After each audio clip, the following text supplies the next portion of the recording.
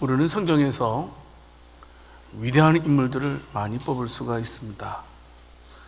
신약에서는 바울을 뽑을 수 있고, 구약에서는 여러 명이 있지만 우리는 다윗을 뽑을 수 있을 것입니다. 그런데 특이한 것은 다윗이나 바울이나 그분들이 위대한 업적을 많이 남기셨지만, 그러나 그들 혼자 한 것이 아니고 훌륭한 스승과 조력자들이 있었던 것을 우리는 성경으로서 알게 됩니다. 특별히 바울 같은 경우에는 어떻습니까? 위대한 인물 아닙니까? 로마서 16장에서 일일이 자기 자신을 도와준 사람을 다 열거를 하고 있는 것을 보게 됩니다. 내가 이분들 때문에 주의 일들을 감당할 수 있었다라는 고백을 하고 있습니다. 여러분, 참 누군가 같이 한다는 것 대단히 중요하지 않습니까? 분명하게 우리가 자라날 때에는 훌륭한 스승이 필요하고요, 우리가 또 일을 할 때에는 또한 훌륭한 조력자들이 함께 할 때에 우리가 큰 일을 할 수 있는 것을 너무나 잘 알고 있습니다. 만남의 복, 저와 여러분들에게 있기를 원합니다. 여러분, 우리는 만남의 복이 얼마나 큰지 잘 알고 있지 않습니까? 사람을 잘 만나서 인생을 성공적으로 사는 사람들이 있습니다. 또 사람을 잘못 만나서 힘들게 살아가는 사람도 우리가 보지 않습니까? 그렇습니다. 오늘은요, 특별히 다윗의 사람 가운데 아비새라는 사람을 살펴볼까 합니다. 하나님께서 다윗에게 아비새라는 사람을 붙여주셨습니다. 다윗에게 있어서는 아주 복된 만남 중에 만남이었습니다. 아비새는 누구입니까? 아비새는 다윗의 누이인 수랴의 아들입니다. 정확히 말씀드리면 이 아비새는 다윗의 조카 된다라는 사실입니다. 이 아비새가 얼마나 아름다운 일을, 또 다윗과 함께하면서 다윗에게 얼마나 큰 힘이 되었는지를 오늘 세 가지를 함께 살펴볼까 합니다. 아비새는 누구입니까? 첫 번째는 아비새는 작은 일에 충성한 사람이었다라는 사실입니다. 아비새는 다윗이 이제 공직에 들어섰을 때부터 함께 했던 초창기 멤버였습니다. 여러분, 우리가 역사를 통해서 알고 있듯이 다윗이 사울 왕에 의해서 도피했던 시절이 많이 있었는데, 이 다윗이 도피할 때부터 함께 했던 자가 바로 아비새였습니다. 다윗을 향한 이 아비새의 충성이 처음으로 언급된 것은 바로 사무엘상 26장 6절 말씀이었습니다. 이 당시에는 지금 다윗이 사울 왕에 의해서 도피하고 있는 상황이었습니다. 사울 왕이 다윗을 시기하고 질투해서 어떻게든지 다윗을 죽이려고 했던 상황이었습니다. 이제 다윗이 피난길에 들어섰죠. 십광야라는 곳에 이르게 됐을 때 거기에 내부 제보자가 있었던 것 같습니다. 아니, 제보자가 있어서 이제 사울 왕에게 다윗이 십광야에 있다라는 소식이 전해지게 됩니다. 그 소식을 들은 사울 왕이 정년된 3,000명의 군인을 이제 데리고 십광야에 거처를 하게 됩니다. 하지만 다윗은 어떻습니까? 사울 왕을 절대로 죽일 수가 없었습니다. 왜냐하면 사울 왕이 여호와로부터 기름 부음을 받은 종이었기 때문이었습니다. 자기를 죽이러 온 이 사울 왕을 어떻습니까? 나는 절대로 당신과 당신과 원수가 아닙니다 라는 사실을 밝히기 위해서 그 진영에 들어가서 어떻습니까? 창과 물병을 가지고 나온 사건입니다. 그때에 다윗이 말하는 겁니다. 내가 지금 저 사울의 진영에게로 들어갈 텐데 나와 함께 들어갈 자 누구냐라고 말했을 때에 바로 지금 아비새가 내가 함께 가겠나이다 라고 고백을 하고 있는 것입니다. 그리고 또 사무엘하 16장 5절 6절 말씀에서 보게 되면 지금 다윗이 왕위로 이제 등극을 하게 됩니다. 나라를 잘 다스립니다. 그런데 지금 아들 압살롬에 의해서 쿠데타가 일어나는 상황입니다. 지금 쿠데타가 일어나서 지금 다윗이 궁에서 얼른 도피하는 상황에 있었습니다. 그런데 도피하려고 했을 때에 이제 한 사람이 얼마나 다윗을 욕하며 저주했는지 모릅니다. 그 사람의 이름은 바로 시므이라는 사람입니다. 계속해서 저주합니다. 다윗과 왕의 신하들을 향해서 얼마나 돌을 던졌는지 모릅니다. 여러분, 그런데요, 특이한 것은 다윗이 피신은 하고 있지만 혼자 피신하는 것이 아니었습니다. 왕이 피신할 때는 수백 명의 사람도 함께 피신하지 않습니까? 얼마나 많은 신하들이 있었겠습니까? 그런데 이상하게도 이 시므이라는 자가 왕에 대해서 저주하고 돌을 던지는 상황 속에서도 모두가 다 가만히 보고 있었다라는 사실입니다. 자신이 섬기고 있는 왕이 험한 꼴을 당하고 있는데도 아무도 다윗을 저주하는 이 시므이를 제지하는 사람이 한 사람도 없었다는 겁니다. 이때에 사무엘하 16장 9절 말씀을 보게 되면 이번에도 아비새가 등장하게 됩니다. 왕이시여, 저 죽은 개와 같은 왕을 저주하는 저 시므이를 그냥 내버려 두서는 안 됩니다. 왕이시여, 청하건대 내가 건너가서 저 사람의 머리를 베게 하소서 라고 말을 하게 됩니다. 여러분, 지금 쫓겨나는, 피신하는 다윗의 입장 생각해 보십시오. 얼마나 마음이 복잡했겠습니까? 얼마나 힘들었겠습니까? 그런데 아비새가 나와서 그래도 그 마음을 위로해 주고 있는 것을 보게 됩니다. 이런 상황 속에서도 아비새는 다윗에게 충성을 하고 있는 것을 볼 수가 있습니다. 사무엘하 19장 21절 말씀에 하나님께서 다윗을 지키지 않았습니까? 약속하신 대로 다윗을 지켜주셔서 쿠데타가 실패하게 됩니다. 다시 궁으로 돌아오게 됩니다. 다윗이 궁으로 돌아올 때에 그토록 다윗을 저주했던 시므이가 아이고, 자기가 이제 죽게 되었으니까 돌아오는 다윗 왕 앞에 무릎을 꿇고 절을 하면서 용서를 구하게 됩니다. 그렇게 욕하던 시므이, 얼마나 뻔뻔합니까? 그렇게 뻔뻔한 그가 다윗 왕의 무릎을 꿇었을 때도 이번에도 어느 신하도 아무 말도 하지 않았다는 겁니다. 그런데 충성스러운 신하 이 아비새만은 달랐습니다. 뭐라고 말씀하고 있습니까? 왕이시여, 저 시므이가 왕을 얼마나 저주했습니까? 그러니까 특별히 기름 부으신 여호와의 종 우리 왕을 그렇게 저주했으니까 저 사람은 죽어야 마땅합니다. 이렇게 말을 하게 됩니다. 어떤 면에서 시므이로부터 받은 멸시, 수모 이런 것들을 풀어주고자 이 아비새가 애를 쓰고 있는 모습을 볼 수 있게 됩니다. 형들 여러분, 아비새가 한 일은 그렇게 큰 일은 아닌 것 같습니다. 그렇지 않습니까? 이 아비새는 어떻습니까?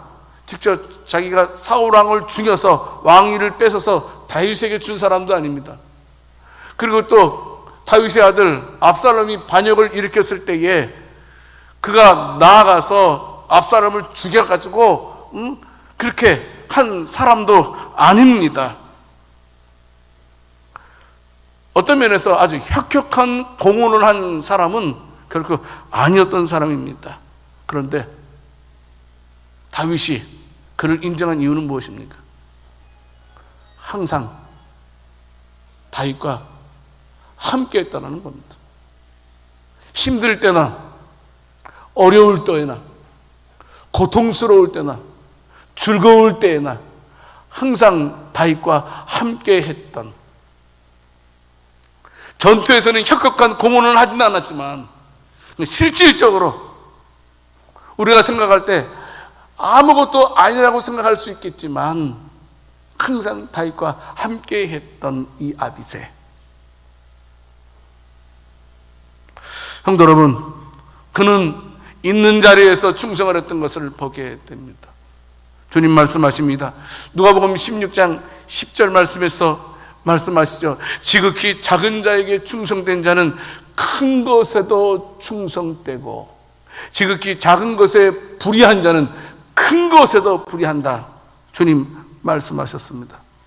성도 여러분, 무슨 말씀입니까? 적은 일에 충성하면 많은 일을 맡게 된다는 말씀입니다. 작은 일에 불의하면 큰 일에도 불의한다는 말씀입니다. 작은 것, 아무것도 아니라고 생각하는 것에 충실해야 됩니다. 그래야지만 큰 일을 할 수 있습니다. 여러분, 내 앞에 쓰레기를 줍지 못하는 사람이 큰 건물을 청소할 수 있겠습니까? 몇 평 되지 않는 밭을 잘 관리하지 못하는 농부가 수천 평의 논밭을 관리할 수 있겠습니까? 몇 마리 안 되는 양을 잘 치지 못하는 목자가 수천 마리에 되는 양과 염소를 어찌 칠 수 있겠습니까? 그러나 지극히 작은 일에 충성한 사람들은 어떻습니까? 우리가 역사를 보게 되면, 성경을 통해서 보게 되면 큰 일을 감당하는 것을 보게 됩니다. 여러분, 지금 다윗은 왕입니다. 그러나 역사를 보게 되면 다윗도 어떻습니까? 어렸을 때에 부모에게 얼마나 잘했는지 모릅니다. 부모의 마음에 얼마나 순종했는지 모릅니다. 그가 양들을 얼마나 잘 관리했는지 모릅니다. 하찮은 일, 쉬운 일, 적은 일, 작은 일들을 잘 감당했을 때 바로 그런 다윗이 나라의 왕이 될 수 있었던 것입니다. 우리 하나님은요, 우리가 큰 일 하느냐 작은 일 하느냐 보지 않습니다. 우리 하나님께서는 항상 무엇을 보시냐면 우리가 최선을 다하느냐 최선을 다하지 않느냐, 이것을 보신다는 말씀입니다. 그러므로 사랑하는 성도 여러분, 우리는 아비새처럼 적은 일에, 남들이 알아주지 않는 일에 충성할 수 있는 저와 여러분들이 다 될 수 있기를 원합니다. 바로 이 적은 일에 충성하는 사람, 이런 사람을 하나님께서 기뻐하시고 그런 자를 가리켜서 위대한 자라고 칭찬을 하시는 것입니다. 지금 내가 하고 있는 일이 사소하게 보여도 내가 해야만 하는 중요한 일이라는 사실, 이것을 꼭 기억해야 됩니다. 아무리 단순한 일이라도 우리는 그 일에 책임감을 가지고 일할 때에 내가 한 그 조그만 일을 통해서 많은 사람들이 은혜를 받는다는 사실을 알고 있어야 됩니다. 절대로, 성도 여러분, 저와 여러분들이 하고 있는 일은 별거가 아니라는 생각 버려야 됩니다. 진짜 소중한 일입니다. 이 마음속에 이것이 있어야 됩니다. 내 마음속에 별거라는 생각이라면 큰일 납니다. 저거 별거 아니야. 아이고 이게 뭐야. 아이고 내가 도대체 뭐야. 내가 이런 일까지 해야 돼? 그 일에 우리가 최선을 다하고 책임을 다하면 하나님께서 놀라운 영광을 받으시는 줄, 우리의 주인 되신 우리 주님께 큰 기쁨이 되는 줄을 믿으시기를 바랍니다. 마치 아비새가 다윗의 큰 기쁨이 되었던 것처럼 말입니다. 두 번째, 성도 여러분, 아비새는 맡은 일에 충성을 한 사람이었다라는 사실입니다. 사무엘하 20장 1절 말씀에 보게 되면 세바라는 사람이 구테타를 또 일으킵니다. 야, 다윗 밑에 있어도 소용없어. 다윗한테 얻을 수 있는 것 하나도 없어. 그러니까 다윗의 이새의 아들에게서 나와라, 다 흩어져라 하면서 세바라는 사람이 구테타를 일으키게 됩니다. 그때 다윗은 어떻습니까? 군대 장관 아마사에게 빨리 3일 내로 군대를 조직하라, 그래서 저들을 잡아라 라고 명하게 됩니다. 그런데 이 아마사가 어떻습니까? 이 다윗의 명을 받고 막 군사를 이렇게 조직을 모집했지만 3일 동안 하지 못했습니다. 그래서 다윗 왕은 사무엘하 20장 6절 말씀에서 다시 아비새에게 명령을 하게 됩니다. 아마사 대신에 아비새로 하여금 부하들을 이끌고 가서 세바가 이끌고 있는 이 구테타 군을 쫓아내라고 명령을 하게 된 것이었습니다. 형들 여러분, 어떻게 했습니까? 사무엘하 20장 10절 말씀에 보게 되면 그는 바로 즉시로 세바를 뒤쫓았다라고 성경은 말씀을 하고 있습니다. 형들 여러분, 그렇습니다. 그래서 그는 형 요압과 함께 이 세바의 구테타 세력을 진압을 하게 됩니다. 또 아비새는 어떻습니까? 사무엘하 21장에서 거인족의 후손인 바로 이스비노늪을 이제 싸움에서 승리하게 됩니다. 바로 이 거인족의 후손인 이스비노늪이 지친 다윗을 죽이려고 하는 위험한 찰나였습니다. 그때 이 아비새가 등장해서 바로 이스비노늪을 제거를 하게 됩니다. 여러분, 거인족의 후손이니까 어떻습니까? 얼마나 싸움 잘하는 사람이겠어요. 그런데 다윗을 지키기 위해서 군대 장관의 명목으로 신하로서 다윗을 지키기 위해서 목숨을 무릅쓰고 그와 싸워서 승리를 하게 되었던 것입니다. 이처럼 아비새는 자신이 맡은 일에 대해서 최선을 다했다라는 사실입니다. 사막에 가면 미어캣이라는 동물이 있습니다. 이 동물은요, 먹이 사슬 피라미드에서 제하층에 있습니다. 그러니까 여러분, 이 맹금류에 의해서 많이 잡혀먹는 그런 동물입니다. 다음 그림 한번 보여주세요. 그래서 이 미어캣은요, 항상 이렇게 망을 봅니다. 망을. 이 망을 갖다 전체가 망 보는 게 아니고 순번을 정해서 망을 본다고 합니다. 그래서 이제 뭐 식사를 할 때도 망 보고, 잠잘 때도 망 보고, 항상 수시로 망을 본다고 합니다. 그런데요, 놀라운 것은 뭐냐 하면, 적이 침공해 올 때요, 이제 그 소식을 알리고요, 이 미어캣이 어떻게 하냐면, 굴을 자기의 몸으로 막는다고 합니다. 왜냐하면, 다른 그 식구들을 보호하기 위해서 자신의 몸으로 굴을 막는다고 합니다. 그래서 어떤 맹금류들이 막 확 뜯어먹지 않겠습니까? 막 굴을 막고 있는 그 미어캣을요. 그래도 끝까지 자신의 맡은 임무를 감당한다고 합니다. 우리는 사막의 작은 동물에서도 맡은 일에 충성하는 그런 교훈을 우리는 얻을 수가 있는 것입니다. 성도 여러분, 우리 주님께서는 크든 작든 맡은 일에 충성하는 자를 사랑하는 줄을 믿으시기를 바랍니다. 그래서 고린도전서 4장 2절 말씀에서 말씀하고 있지 않습니까? 맡은 자에 구할 것은 충성이다 라고 말씀을 하시는 겁니다. 하나님께서 쓰시는 가장 큰 기준이 여러분들은 뭐라고 생각됩니까? 부자일까요? 많이 배운 사람일까요? 인간관계가 좋은 사람일까요? 어떤 사람일까요? 하나님께서 쓰시는 가장 큰 기준은 그 심령에 바로 충성이 있느냐 없느냐를 보시는 줄을 기억하시기 바랍니다.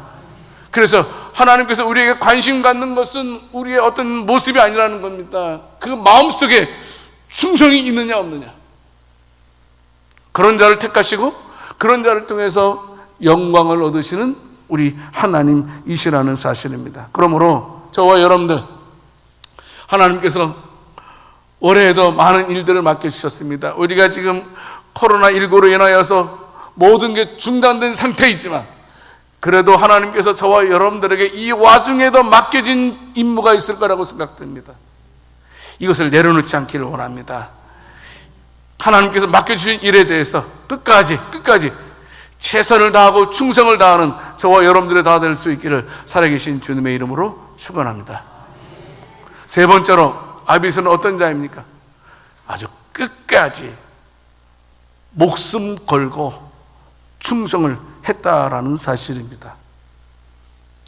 우리가 구약의 성경의 역사를 보게 되면 이스라엘에게 있어서 가장 괴롭힘을 준 나라는 여러 나라가 있지만 대표적인 나라가 바로 블레셋입니다. 다윗이 왕이 되기 전과 다윗이 왕이 된 후에도 끊임없이 이스라엘을 괴롭힌 나라가 바로 블레셋입니다. 오늘 본문 말씀을 통해서도 어떻습니까? 이 블레셋이 바로 르바임 골짜기에 진을 치고 호시탐탐 지금 이스라엘을 공격하려고 엿보고 있는 상황입니다. 그러니까 전투가 벌어질 상황입니다. 그런데요, 사무엘하 23장 15절 말씀을 보게 되면 다윗이 혼자 중얼중얼 거리는 말을 하게 됩니다. 무슨 말씀이냐 하면, 혼자 하는 말, 이게 독백에 말하는 거예요. 부하들한테 말하는 게 아니에요. 혼자 독백하는 거예요. 여러분 옛날에 어머니가 해준 그거 생각날 때 있잖아요. 그렇지 않나요? 어머니가 해준 음식 생각날 때 있잖아요. 지금 다윗이 그러는 거예요. 옛날에 먹었던 그 베들레헴의 곁 우물이 생각난 거예요. 아마 그 우물 맛이 좀 특이했던 것 같아요. 야, 참, 한 잔 마시고 싶다. 혼자 말하는 거였어요. 여러분, 그런데 어떻습니까? 지금 상황이 어떤 상황이 있습니까? 베들레헴은 다윗의 고향입니다. 다윗은 고향에서 일찍 나왔습니다. 왜냐하면 사울왕이 그렇게 잡아다가 죽이려고 하지 않았습니까? 오랫동안 고향을 바라보지 못했습니다. 사울왕이 모든 것들을 갖다가 정치의 초점을 다윗에게 맞췄잖아요. 그러다 보니까 이 블레셋한테 베들레헴까지 점령을 당하게 된 시점입니다. 그런 상황에 놓여져 있었다라는 사실입니다. 여러분, 그런데 어떻습니까? 혼자 중얼거린 이 말을 세 사람이 듣게 됩니다. 의도적으로 말한 것도 아닙니다. 그냥 말했는데 다윗이 베들레헴의 우물 곁에 베들레헴 곁 우물물을 먹고 싶다라는 말을 혼자 하는 말을 듣게 되었다라는 사실입니다. 여러분, 그런데 일반적으로 왕이 그런 말을 한다면 보통 사람들은 어떻게 반응합니까? 어떻게 반응하겠어요, 여러분? 왕 정신이 있는 거야, 없는 거야? 지금 블레셋이 지금 베들레헴을 갖다가 점령하고 있고, 그 블레셋이 베들레헴을 본거지로 삼고 있는데, 아니 거기 가서 우물물을 퍼온다면 그것을 뚫고 들어간다면 얼마나 많은 사람들이 죽어나겠어요? 아니 왕이 제정신인가? 라고 말할 수 있겠어요, 없겠어요? 솔직하게 말해보세요. 말할 수 있어요, 없어요? 아마 이 가운데 정신없어 라고 말할 사람 적을까요, 많을까요? 그렇지 않겠습니까? 그런데 무심코 하는 이 말을 듣는 세 용사는 다르다는 겁니다. 사무엘하 23장 16절 말씀을 보게 되면 어떻습니까? 세 용사가 블레셋 사람의 진영을 돌파하고 뚫고 들어갔다는 겁니다. 지나가서 베들레헴 성문 곁 우물물을 길러가지고 다윗에게로 왔다, 이렇게 말씀을 하고 있는 것입니다. 세 용사는 왕의 독백에 대해서 불평하지 않고 적진을 뚫고 들어가서 베들레헴 곁 우물에서 물을 길러왔다라는 사실입니다. 다윗은 깜짝 놀랐습니다. 뭐야? 내가 저 친구들 세 명에 대해서는 그래도 나에 대해서 충성심이 있다는 건 내가 알지만 이렇게까지 할 줄은 미처 몰랐다 라고 다윗이 생각을 했을 것입니다. 얼마 전까지만 해도 고향의 베들레헴의 그 우물물을 그토록 마시고 싶었지만 세 용사가 목숨 걸고 가지고 온 그 물을 어떻습니까? 그는 마실 수가 없었습니다. 오늘 보면 23장 16절 마지막 부분에 보게 되면 뭐라고 말씀하고 있습니까? 그 물을 마시지 않고 그 물을 누구한테 부어드렸다? 여호와께 부어드렸다 라고 말씀을 하고 있습니다. 사무엘하 23장 17절 말씀에서 다윗은 고백을 하고 있습니다. 왜 못 마시는지, 내가 이 물을 마실 수가 없던 이유가 목숨 걸고 갔던 사람들의 피가라고 생각했기 때문에. 여러분, 이 세 용사 가운데 으뜸이 누군지를 아십니까? 사무엘하 23장 18절 말씀을 보게 되면 바로 요압의 아우 아비새가 이 세 명의 용사 가운데 으뜸이었다, 성경은 말하고 있습니다. 죽도록, 죽기까지, 끝까지 충성한 아비새였습니다. 주님은 그런 자를 찾고 계십니다. 끝까지, 죽도록 충성하기를 원하는 자를 지금도 찾고 계신다는 사실입니다. 그래서 사무엘하 23장 19절 말씀에서 목숨을 무릅쓰고 베들레헴 곁 우물을 길러온 그를 가리켜서 뭐라고 말씀하고 있습니까? 아비새에 대해서 가장 존귀한 자가 아니냐, 다윗이 칭찬을 해주고 있는 것입니다. 아비새가 가져온 것은 보잘것없는 물 한 잔이었습니다. 그러나 그 물 한 잔이 다윗의 마음을 얼마나 감동시켰는지 모릅니다. 그래서 너무나 감동이 돼서 가장 존귀한 자라라고 칭호를 주고 있는 것입니다. 여러분, 저와 여러분들도 주님의 마음을 감동시킬 수 있기를 원합니다. 아비새가 물 한 잔으로 다윗의 마음을 감동시켰던 것처럼 저와 여러분들도 지금 내가 어떤 상황에 있는지 모릅니다. 다 힘듭니다. 다 어렵습니다. 이런 상황 속에서도 충성함을 통해서 우리의 주인 되신 주님의 마음을 감동시킬 수 있는 저와 여러분들이 될 수 있기를 원합니다. 예수님 말씀하십니다. 요한계시록 2장 10절 말씀에서 말씀하시지요. 네가 죽도록 충성하라. 그러면 내가 생명의 관을, 생명의 멸관을 너에게 주겠다 말씀하고 계십니다. 성도 여러분, 구원은 믿음으로 받습니다. 그러나 분명한 것은 이 땅에서의 복과 하늘의 상급은 우리가 행한 대로 받는 줄을 믿으시기를 바랍니다. 끝까지 저와 여러분들도 주님의 은혜를 잊어버리지 않는 자들이 될 수 있기를 원합니다. 이탈리아의 조그만 동네에 강아지 동상이 있습니다. 이 개의 이름은 피도라고 말합니다. 동네에 이 동상이 세워졌어요. 의미가 있다는 거죠. 이 강아지가 그만 물에 빠져서 죽음 일보 직전에 도달하게 됩니다. 근데 어떤 신사가 이 피도를 구출을 해주게 됩니다.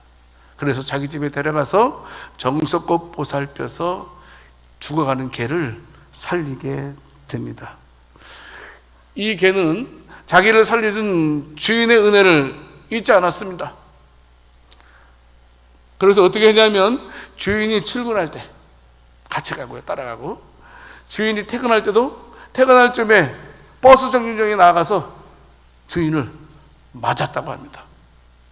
이 일을 계속해서 행했죠. 어느 날이었습니다. 주인이 돌아올 시간에도 돌아오지 않는다는 겁니다. 왜냐하면 그 당시가 세계 제2차 대전이었는데 주인이 타고 오고 있던 이 버스가 비행기 폭격으로 그만 그 주인이 죽고 맙니다. 근데 그 개는 주인이 비행기 폭격으로 버스에서 죽은 줄 모르잖아요. 그래도 매일매일 요 자리에서 주인이 오기를 기다렸다고 합니다. 무려 몇 년 동안? 13년 동안이요. 이 자리를 떠나지 않았다. 14년 동안 여러분 이 자리에 계속 주인 기다리니까 사람들도 알 거 아니에요. 저 개가 누구를 기다리는지. 얼마나 안타깝게 생각했어요. 그래서 이웃 사람들이 이제 피도에게 먹을 걸 주게 됩니다. 그래도 떠나지 않았습니다. 계속해서 우리 주인은 올 것이다. 나를 살린 우리 주인 만나지 못하고 그도 죽게 되어서 이 피도의 이런 아름다운 모습을 감명받아서 동상을 만들게 되었다라는 사실입니다. 성도 여러분, 예수님은 누구십니까? 예수님은 저와 여러분들의 죄를 대속하기 위해서 십자가에 죽으신 분이십니다. 우리는 예수님의 은혜를 말로 표현할 수 없습니다. 미물인 개도 자기를 살려준 사람에 대해서 복원하려고 13년이나 자리를 떠났지 않았습니다. 여러분, 우리는 얼마나 주님의 은혜에 감사하고 있습니까? 감격하고 있습니까? 여러분, 우리들도 우리를 구원하신, 우리를 살려주시기 위해서 십자가에 죽으신 그분에게 기쁨이 될 수 있기를 원합니다. 그분의 은혜를 기억하고 끝까지 충성할 수 있는 저와 여러분들이 다 될 수 있기를 원합니다. 우리는 무엇을 위해서 열심히 살고 있습니까? 우리는 자신에게 물어야 됩니다. 단순하게 이 땅에서 잘 살기 위해서만 열심으로 살고 있지는 않습니까? 우리는 무엇을 위해서 그토록 충성하고 있습니까? 나를 구원하시고 나를 살려주신 주님을 위해서 우리가 충성을 하고 있습니까? 우리는 되돌아봐야 될 것입니다. 어느 목사님이 계셨습니다. 목사님 목회를 열심히 했습니다. 몸에 이상이 생겼습니다. 병원에 가게 됩니다. 의사로부터 목사님은 지금 굉장히 치명적인 병에 걸렸습니다. 이런 말을 듣게 됩니다. 목사님께서 살기 위해서는 지금 하고 있는 목회를 중단하셔야 됩니다. 그리고 편안하게 안식을 취해야 합니다. 목사님은 의사에게 대묻습니다. 그러면 제가 목회를 안 하고 이제 쉬면 내가 몇 년 동안 더 살 수 있습니까? 확률적으로, 통계학적으로 약 6년 동안 살 수 있습니다. 그러면 내가 이 목회를 중단하지 않고 계속해서 이 일을 한다면 내가 몇 년 동안 더 살 수 있습니까? 맥심이 목사님 통계학적으로 한 3년 정도 불과합니다. 목사님은 곰곰이 생각하시더니 의사 선생님이 말했습니다. 선생님, 저는 목사입니다. 제가 6년 동안 편하게 사느니 3년 동안 죽도록 충성하다가 주님께 부르심을 받겠습니다. 이런 말을 했습니다. 우리는 아비새를 통해서 꼭 배울 수 있기를 원합니다. 작은 일에 충성했던 아비새, 맡은 일에 충성했던 아비새, 죽도록 끝까지 충성했던 아비새의 모습을 우리는 기억해야 될 것입니다. 우리가 받은 은혜를 기억하고요. 너무 힘듭니다. 지금 코로나19로 인하여서 얼마나 힘든지 모릅니다. 가정마다, 산업에서도, 이것저것에서도 얼마나 힘들다고 아우성인지 모릅니다. 하지만 우리가 받은 구원의 은혜를 놓치지 않기를 원합니다. 여러분, 분명하게 하나님께서는 우리에게 피할 길을 주실 것입니다. 감당할 힘을 주실 것입니다. 이 코로나19를 이길 수 있는 힘을 주시든지 코로나19를 비껴갈 수 있는 지혜를 주실 것입니다. 그것을 기억하고 힘들고 어려운 가운데서도 끝까지 충성할 수 있는, 그래서 주님으로부터 가장 존귀하라고 부름받을 수 있는 저와 여러분들이 다 될 수 있기를 살아계신 주님의 이름으로 축원합니다. 하나님 아버지, 받은 은혜 기억하고 우리들도 작은 일에 충성하고 맡은 일에 충성하고 죽도록 충성할 수 있는 저희들 되게 해 주옵소서. 감사드리옵고 우리 주 예수 그리스도 이름으로 기도드립니다. 아멘.